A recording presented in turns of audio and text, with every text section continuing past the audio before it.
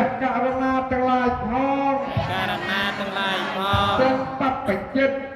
បបចិត្តទាំងក្រហមទាំងក្រហមតាមមកជួបជុំគ្នាតាមមកជួបជុំគ្នា ត្រង់នៅឧបថាសាលា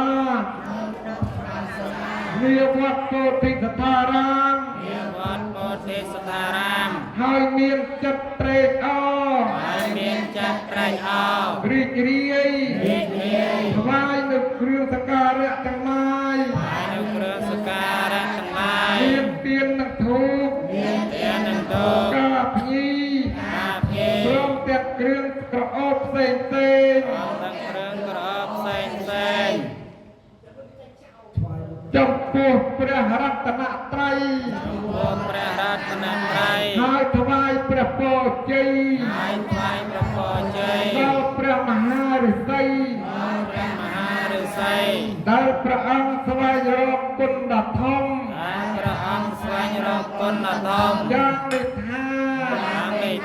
ព្រះពុទ្ធមានសិរីព្រះពុទ្ធមានសិរីព្រះអង្គឈ្នះមាហើយព្រះអង្គឈ្នះមាហើយមានចិត្តបាប